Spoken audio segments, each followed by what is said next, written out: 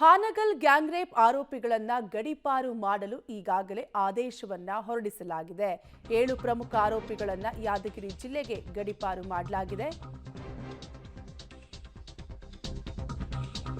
Hangal gang rape ಆರೋಪಿಗಳು ಗಡೀಪಾರು ಮಾಡಲಾಗಿದ್ದು 7 ಪ್ರಮುಖ ಆರೋಪಿಗಳನ್ನ ಯಾದಗಿರಿ ಜಿಲ್ಲೆಗೆ ಗಡೀಪಾರು ಮಾಡಲಾಗಿದ್ದು ಸವಣೂರು ಉಪವಿಭಾಗ ಅಧಿಕಾರಿಗಳಿಂದ ಆದೇಶವನ್ನ ಹೊರಡಿಸಲಾಗಿದೆ.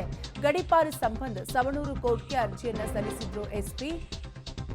ಆರೋಪಿಗಳಾದ ಅಫ್ತಾಬ್ ಚಂದನಕಟ್ಟಿ, ಮದರ್ ಸಾಬ್ ಮಂಡಕ್ಕಿ, ಮಹಮ್ಮದ್ ಸಾದಿಕ್ ಅಗಸಿಮನಿ, ರಿಯಾಜ್ ಸಾವಿಕೇರಿ ಸೇರಿದಂತೆ ಶೋಯಬ್ ಮುಲ್ಲಾ, ತೌಸಿಫ್ ಅಹಮದ್ ಅನ್ನ ಗಡೀಪಾರು ಮಾಡಿ ಆದೇಶವನ್ನ ಹೊರಡಿಸಲಾಗಿದೆ.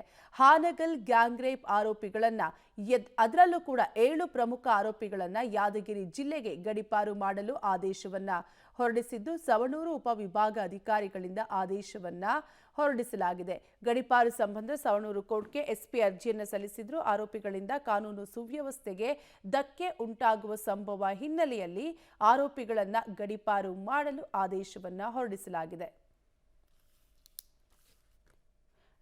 ಡೀಟೇಲ್ಸ್ ಕೊಡ್ತಾರೆ ನಮ್ಮ ಪ್ರತಿನಿಧಿ ಫಕೀರಯ್ಯ. ಫಕೀರಯ್ಯ, ಆದೇಶದ ಪ್ರತಿಯಲ್ಲಿ ಏನಿದೆ, ಯಾವೆಲ್ಲ ಆರೋಪಿಗಳನ್ನ ಗಡೀಪಾರು ಮಾಡಲಾಗ್ತಿದೆ ಅಂತ?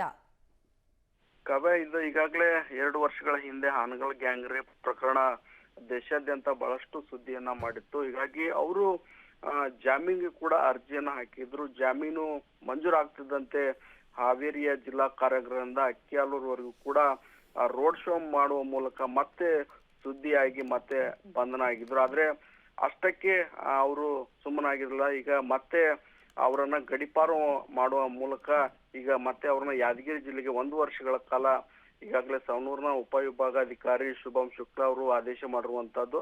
7 ಆರೋಪಿಗಳು ಅಂದ್ರೆ ಪ್ರಕರಣದ 7 ಆರೋಪಿಗಳನ್ನ ಅಫ್ತಾಬ್ ಚಂದನಕಟ್ಟಿ, ಮದರ್ಸಾಬ್ ಮಂಡಕ್ಕಿ, ಮೊಹಮ್ಮದ್ ಸಾದಿಕ್, ಶೋಯಬ್ ಮತ್ತೆ ತೌಸಿಫ್ ಅನ್ನೋ 7 ಜನ ಆರೋಪಿಗಳನ್ನ ಈಗಾಗಲೇ ಯಾದಗಿರಿಗೆ 1 ವರ್ಷಗಳ ಕಾಲ ಗಡೀಪಾರು ಮಾಡಿರುವಂತದ್ದು. ಅಂದ್ರೆ ಪ್ರಮುಖವಾಗಿ ಜಾಮೀನು ಸಿಗ್ತದಂತೆ ಈ ಹುಡುಗಿಯರನ್ನ ಚುಡಾಸ್ ಆಗಿರ್ಬೋದು, ಮತ್ತೆ ಪ್ರಕರಣಕ್ಕೆ ಸಂಬಂಧಿಸಿದಂತಹ ಏನು ಆ ಯುವತಿಗೆ ಮತ್ತೆ ಇವರು ಹಲ್ಲೆ ಅಂದ್ರೆ ಅವ್ರ ಪ್ರಭಾವ ಬರಿಸಿ ಅವ್ರಿಗೆ ಜೀವ ಬೆದರಿಕೆ ಹಾಕಿರುವಂತಹ ಪ್ರಕರಣಗಳು ಕೂಡ ನಡೆದಿರುವಂತದ್ದು. ಆ ಹಿನ್ನೆಲೆಯಲ್ಲಿ 7 ಆರೋಪಿಗಳನ್ನ ಈಗಾಗಲೇ ಗಡೀಪಾರು ಮಾಡಿರುವಂತಹ ಆದೇಶವನ್ನ ಎಸಿ ಅವರು ಮಾಡಿರುವಂತದ್ದು. ಕಾವ್ಯ, ಥ್ಯಾಂಕ್ ಯು ಫಕೀರಯ್ಯ ಡೀಟೇಲ್ಸ್ಗಾಗಿ.